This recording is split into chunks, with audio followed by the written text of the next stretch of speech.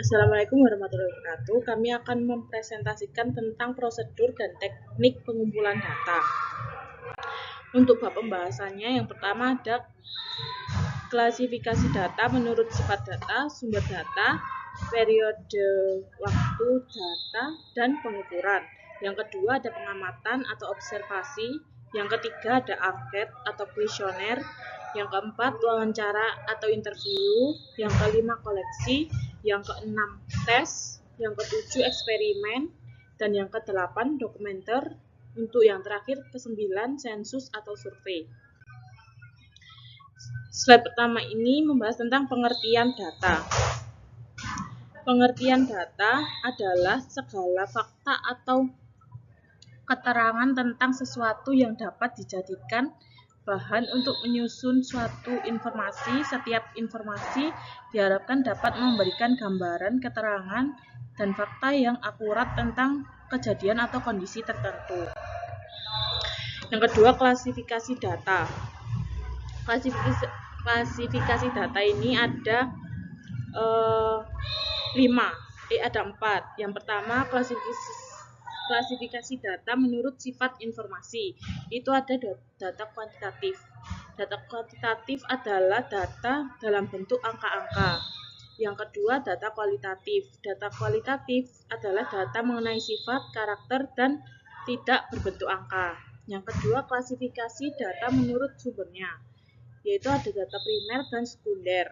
Data primer adalah data yang dikumpulkan sendiri oleh peneliti sendiri secara langsung dari objek penelitian. Sedangkan data sekunder adalah data yang dikumpulkan peneliti secara tidak langsung atau menggunakan sumber lain, badan atau institusi lain dari penelitian lain. Yang ketiga, klasifikasi data menurut periode waktu. Itu ada data seri waktu atau time series. Data seri waktu adalah data mengenai objek penelitian yang dikumpulkan dalam suatu periode waktu tertentu secara berurutan dan bersifat kontinu. Dan selanjutnya itu data potongan silang atau cross section. Data potongan silang adalah data mengenai objek penelitian pada saat tertentu atau momen waktu yang sama. Selanjutnya, yang keempat, klasifikasi data menurut pengukurannya. Itu ada nominal, ordinal, internal, dan rasio. Nominal adalah data uang penyusunannya berdasarkan kategori tertentu. Sedangkan ordinal adalah data yang mengandung urutan atau tingkatan yang relatif. Internal adalah data yang mengandung urutan atau tingkatan yang relatif. Data ordinal tidak mempunyai nilai 0. Sedangkan rasio adalah data angkanya diperoleh dengan membandingkan nilai yang satu dengan nilai lainnya. Selanjutnya, pengamatan atau observasi.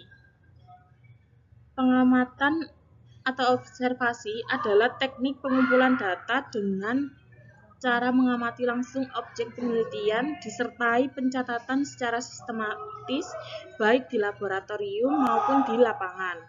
Untuk tujuannya sendiri itu mengamati kondisi nyata objek penelitian, melengkapi data dari kuesioner atau wawancara, melakukan pengecekan silang atau cross-checking data. Untuk kelebihan, data lebih relevan dan objektif, tidak terbatas pada jawaban responden, informasi diperoleh langsung oleh peneliti. Sedangkan kelemahannya sulit dilakukan oleh peneliti, membutuhkan pengalaman dan ketelitian, dan hanya menangkap data yang dapat dilihat. Selanjutnya kita masuk ke angket atau kuesioner. Angket ini adalah daftar pertanyaan yang tertulis disusun oleh peneliti untuk memperoleh data atau informasi melalui responden. Jadi, pertanyaan ini disusun berdasarkan indikator dan variabel penelitian yang dijabarkan menjadi beberapa pertanyaan. Dalam angket ini ada beberapa hal yang perlu diperhatikan.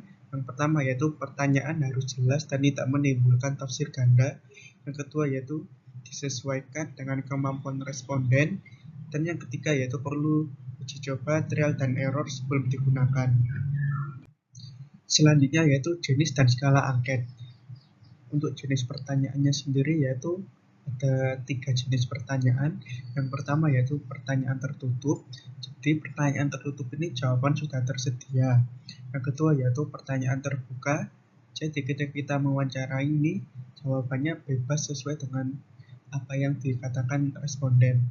Yang ketiga yaitu pertanyaan pencatatan atau data dan identitas. Selanjutnya yaitu kelebihannya tersendiri yaitu ada 2, dapat menjangkau banyak responden. Yang kedua yaitu biaya ini relatif murah. Untuk kelemahannya tersendiri ini ada 2. Yang pertama yaitu jawaban bisa tidak serius. Yang kedua yaitu sulit mengontrol kualitas jawaban. Untuk mode skalanya tersendiri ini dibagi menjadi 3. Yang pertama yaitu skala kategori. Jadi di skala kategori ini ada jawaban sangat puas atau tidak tahu. Untuk skala numerik ini berdasarkan angka 1-5, dan yang terakhir ada skala grafis. Selanjutnya kita masuk ke teknik wawancara. Wawancara ini merupakan teknik pengumpulan data melalui tanya jawab dengan responden, baik secara langsung dengan tatap muka maupun tidak langsung secara online. Wawancara langsung ini dapat dilakukan tanpa perantara kepada objek yang diamati, sedangkan wawancara tidak langsung ini dilakukan melalui pihak lain. Selanjutnya yaitu kita masuk ke tahapan wawancara. Tahapan wawancara ini dibagi menjadi 3, yaitu yang pertama tahap pembukaan. Jadi pembukaan ini membangun keakraban secara informal agar responden nyaman ketika kita wawancarai. Yang kedua yaitu isi. Dengan isi ini kita menggali informasi atau data yang dibutuhkan oleh peneliti pada responden. Yang ketiga yaitu penutup. Dengan mengakhiri wawancara setelah data kita peroleh dengan kesan yang baik kepada responden. Selanjutnya yaitu prinsip wawancara. Prinsip wawancara ini ada 4. Yang pertama tidak terkesan menguji responden. Yang kedua yaitu memberi kebebasan responden ketika bercerita. Yang ketiga yaitu dimulai dari pertanyaan ringan ke yang lebih mendalam. Yang terakhir yaitu fokus pada data yang relevan dan tidak memberatkan responden. Dalam wawancara ini ada beberapa pantangan yang harus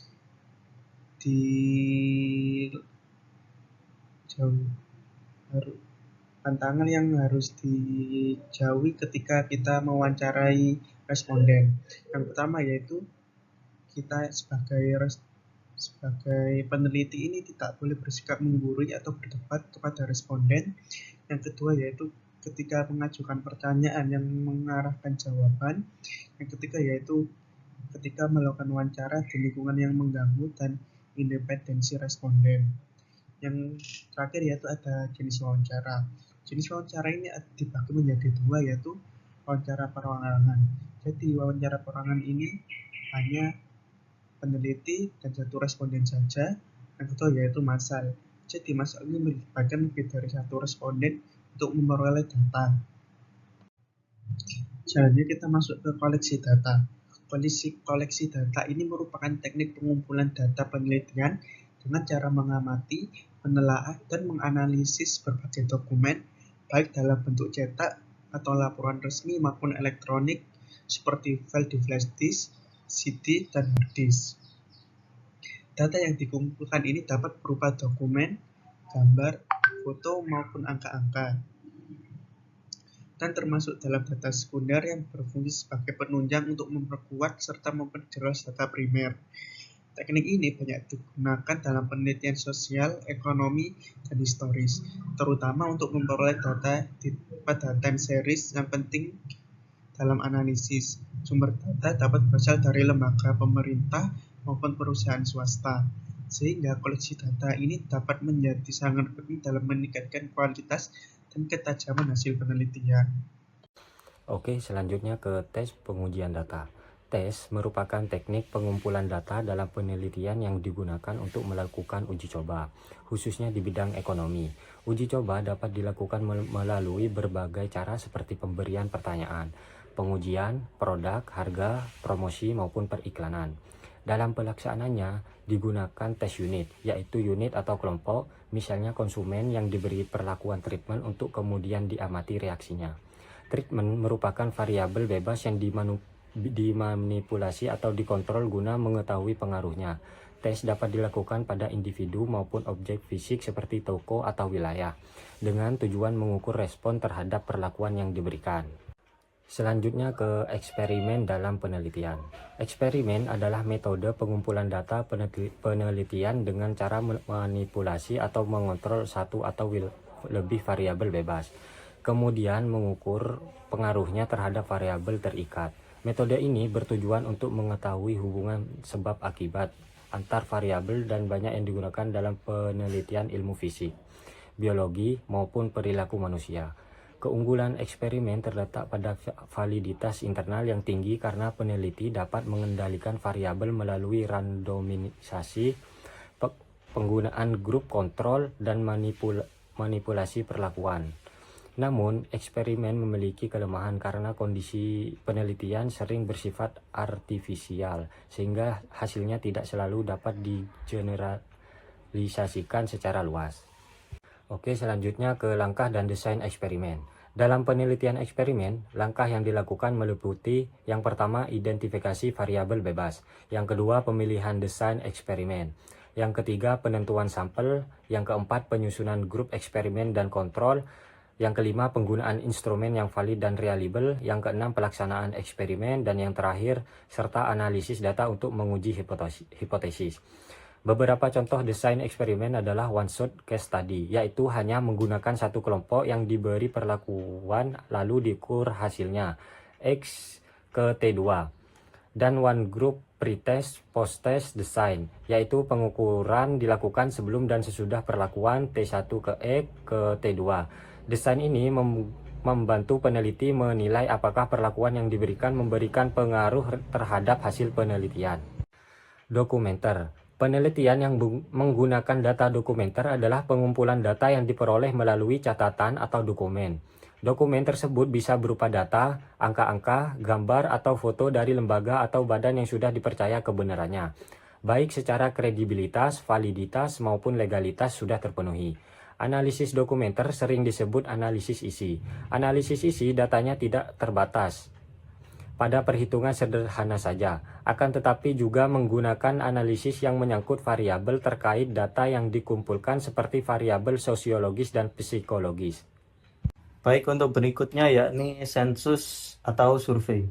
Sensus adalah teknik pengumpulan data yang mencakup keseluruhan populasi atau sebagian populasi untuk memperoleh informasi tentang variabel tertentu, bukan individu. Data yang dikumpulkan bisa berupa hal nyata, data faktual maupun tidak nyata, opini, persepsi, atau motivasi. Dan untuk tujuan sensus sendiri yakni mengumpulkan dan menggambarkan kondisi yang ada, membandingkan dengan kriteria tertentu, menilai efektivitas program, serta menguji hubungan atau hipotesis dalam penelitian. Beberapa jenis atau kategori dari sensus yakni yang pertama sensus nyata. Contohnya yakni jumlah penduduk, jumlah universitas. Dan yang kedua sensus tidak nyata. Contohnya yakni persepsi karyawan, opini pemegang saham. Berikutnya yakni survei nyata. Contohnya yakni data faktual berbasis sampel. Kemudian yang terakhir survei tidak nyata, opini atau persepsi berbasis sampel. Kemudian untuk teknik pengumpulan data yakni wawancara, rumah, kantor, atau mall, kuesioner, telepon, survei online, email atau website, serta observasi langsung dan tidak langsung. Kemudian untuk studi kasus sendiri yakni subjek penelitian fokus pada SMA negeri di Jawa Timur yang mengalami lonjakan prestasi signifikan dalam waktu singkat. Untuk fokus utamanya yakni menganalisis bagaimana gaya kepemimpinan kepala sekolah menjadi faktor kunci dalam mengubah budaya dan kinerja sekolah. Dan untuk tujuan mengidentifikasi model kepemimpinan yang paling efektif untuk diterapkan pada konteks sekolah menengah di Indonesia. Kemudian untuk metode atau teknik pengumpulan data yakni wawancara mendalam dengan kepala sekolah, guru, siswa, dan staf. 6-10 informan untuk makna tersirat. Kemudian yang kedua, observasi partisipan selama 2 minggu. Kegiatan rapat, kelas, dan ekstrakurikuler dan perilaku holistik. Dan yang terakhir, dokumentasi. arsip prestasi, catatan harian kepala sekolah, dan laporan sekolah untuk data sekunder. Triangulasi gabungkan ketiganya agar data komprehensif dan kredibel, analisis dan temuan. Untuk proses analisis sendiri, yakni data diolah melalui teknik coding dan kategorisasi berdasarkan teori kepemimpinan transformasional. Dan untuk hasil akhir, ditemukan bahwa kombinasi sikap rendah hati, fokus pada spiritualitas, dan kedekatan personal kepala sekolah lebih efektif menggerakkan guru dibandingkan instruksi formal semata. Untuk kesimpulannya, yakni berbagai teknik pengumpulan data dalam penelitian seperti wawancara, koleksi data, dokumentasi, tes, eksperimen, dan survei, sensus maupun sampel memiliki peran penting dan saling melengkapi. Setiap teknik memiliki karakteristik, kelebihan, dan keterbatasan masing-masing.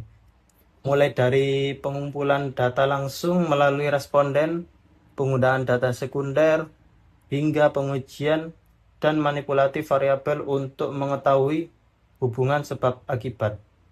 Pemilihan teknik harus disesuaikan dengan tujuan penelitian, jenis data yang dibutuhkan, serta efisiensi dan ketepatan hasil. Dengan penggunaan metode yang tepat, data yang diperoleh akan lebih akurat, valid, dan mampu menjawab permasalahan penelitian secara komprehensif.